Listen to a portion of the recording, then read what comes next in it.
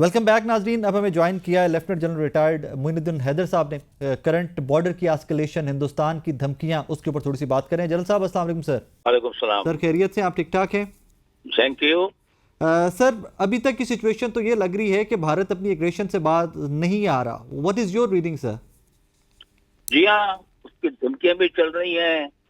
कुछ फोर्स को भी मोबिलाइज कर रहा है, कुछ एयर फोर्स के वो आसमान में, स्काई में अपना वो भेज रहा है, अपना तैयारे भी कश्मीर की बॉर्डर गनर, कुछ अपने ड्रोन्स भी इंटेलिजेंस के एलओसी के ऊपर जो है वो।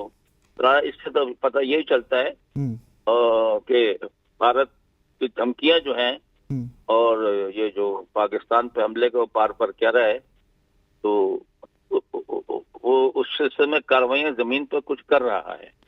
सर हम सब एक चीज़ के ऊपर मुत्तफिक हैं कि पूरी कौम हम अपनी फोर्सेस के पीछे खड़ी है, इंशाल्लाह शाना बिशाना खड़ी है। सर किस किस्म का वॉरफेयर, अल्लाह ना करे कि हो, अगर किस किस्म का वॉरफेयर ये पॉसिबल है इस मिस एडवेंचर में? आई वुड रादर से देखिए, बात यह है कि एक फॉल्स फ्लैग ऑपरेशन उसने किया है सियासी मकासद हासिल करने के लिए। जी, उसमें काफी आवाजें हिंदुस्तान से उठी हैं कि ये पाकिस्तानियों का काम नहीं है। अगर काम है तो इंडियन नेशनल्स का है, कश्मीरियों का है, तो उसमें पाकिस्तान को धमकी देना या पानी बंद करने की मुनासिब नहीं है। तो ये आवाजें उठनी शुरू हुई हैं जी। और दूसरी बात यह है कि चूंकि ये बहुत, मोदी ने बार बार कहा है सब लोगों ने कि हम पाकिस्तान को सबक सिखाएंगे, तो उनके पब्लिक में बहुत उम्मीद पैदा हुई कि गोया कि पाकिस्तान को पता करने चल रहे हैं खुदा ना खास्ता। इसलिए वो इतना हाइप क्रिएट किया कि तो कुछ ना कुछ करना पड़ेगा अपने अवाम को मुतमईन करने के लिए। उसके लिए उसके पास में एक मेजर ऑप्शन तो है एयरफोर्स का इस्तेमाल जी। दूसरा यह है कि कोई जो है ना भारी तोपखाना इस्तेमाल है, या किसी सेक्टर में एलओसी के या कहीं पर थोड़ा बीच में घुसने की कोशिश करना। तो इस किस्म की कार्रवाई है जो वो कर सकता है, दिखाने के लिए कि देखो जी मैंने सर्जिकल स्ट्राइक कर दी, तो मैंने वहाँ जो कैंप थे एलओसी में दहशतगर्द उन पर गोलाबारी कर दी। इस किस्म का काम कर सकता है। जमीनी एक्शन जो है, एक तो वो टाइम लगता है उसको, लोगों को लाने में, लॉजिस्टिक्स में, एम्युनिशन, पेट्रोल मूव करने में, और फिर उसकी बहुत इम्प्लीकेशंस हैं। तो उम्मीद है वो ऐसा काम नहीं करेगा, because that will lead to a full fledged war, जो कि किसी के भी इसको मकसद हल नहीं करेगी, और इंडिया के तो बिल्कुल भी नहीं करेगी मकसद हल। Sir since you said air force use की जा सकती है, तो कल रात को भी देखा हमने, आज भी देखा, रिपोर्ट होता रहा राफेल उनके उड़ते रहे हैं एलओसी से परली परली साइड के ऊपर कहीं उड़ाते रहे। सर JF-17 F-16 जो हमारे पास एयरक्राफ्ट हैं, पाकिस्तान के पास जो जंगी जहाज हैं, किसी भी सिचुएशन के लिए आर दे गुड इनफ? अल्हम्दुलिल्लाह उनके पास बड़ी अच्छी वेपनरी है, बड़ा अच्छा टारगेट एक्विजिशन सिस्टम है रेडार का, और उनका अपना, और उनके पास जो हथियार हैं वो बियॉन्ड विजुअल रेंज है, 150 किलोमीटर तक दूर। यानी वो अपने साइड पर रहते हुए वो इंडियन बॉर्डर में 150 मील तक तैयारे को गिरा सकते हैं। तो ये हमारे पास मॉडर्न इक्विपमेंट है। पाकिस्तान लगातार अपने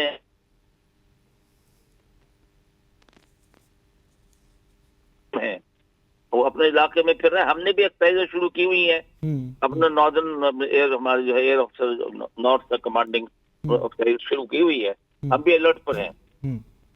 जनरल साहब बहुत शुक्रिया आपका, थैंक यू वेरी मच। नाजरीन, लेफ्टिनेंट जनरल रिटायर्ड हैदर साहब हमारे साथ मौजूद थे। जाते जाते मैं फिर से, जो पिछले कई दिनों से मैं एक ही बात बार बार कर रहा हूँ जाते हुए, कि जंगें कभी भी सोल्यूशन नहीं होती।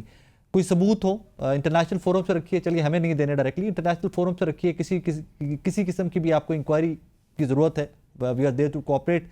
माजी में भी हिंदुस्तान इसी तरह के फॉल्स फ्लैग ऑपरेशंस करके अपने ही हिंदुस्तानियों के, अपने ही नेशनल्स, अपने ही मुल्क के लोगों का कत्लेआम कर चुका है। ये वही मोदी है कि मुझे हर रोज़ बताना पड़ता है कि ये वही मोदी है जो पाकिस्तान क्या, हिंदुस्तान क्या, इस खित्ता क्या, दुनिया की तारीख में वाहिद लीडर है या वाहिद वज़ीर आज़म है किसी मुल्क का कि जिसको उस वक्त की सुपर पावर अमेरिका ने बैन कर दिया था। उसके किरदार, उसके कत्लेआम गुजरात में की वजह से उसको दहशतगर्द डिक्लेयर करके उसको बैन कर दिया गया था। उसके बाद इसी के दौरे इक़्तिदार के अंदर यही वज़ीर आज़म होते हुए मोदी कनाडा के अंदर कार्रवाइयाँ, अमेरिका के अंदर कार्रवाइयाँ, बरतानिया के अंदर कार्रवाइयाँ, ऑस्ट्रेलिया के अंदर कार्रवाइयाँ, and everybody called him out.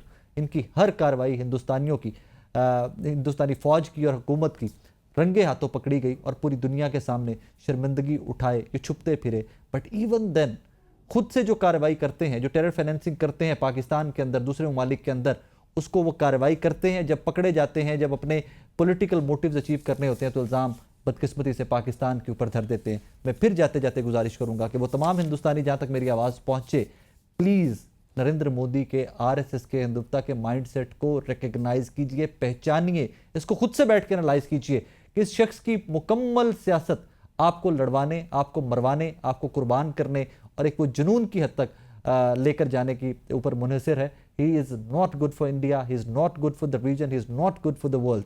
ये पूरी दुनिया का अमन जो है मोदी शायद वो स्टेक पे लगाना चाहता है। I hope and a pray कि कुछ सैनिटी प्रिवेल करे और जो चीज़ डायलॉग से हल हो सकती है, जो कोई प्रॉब्लम, जो कोई इशू डायलॉग से रिजॉल्व हो सकता है, उसको डायलॉग से रिजॉल्व किया जाए। वरना माजी में अभिनंदन पकड़ा गया था, इस दफ़ा पता नहीं कितने अभिनंदन पकड़े जाएंगे, कितनों को चाय पिलानी पड़ेगी, लेकिन लास्ट टाइम अभिनंदन को वापस कर दिया गया था गुडविल जेस्चर के तौर पे। आई डोंट थिंक सो कि इस एस्केलेशन के बाद, जिस जंगी जुनून में भारत और मोदी मुब्तला है, इसके बाद आपका कोई भी पायलट, आपका कोई भी फौजी शायद वापस भी किया जाएगा। अपना बहुत सारा ख्याल रखिएगा, दुआ में याद रखिएगा। अल्लाह हाफिज़।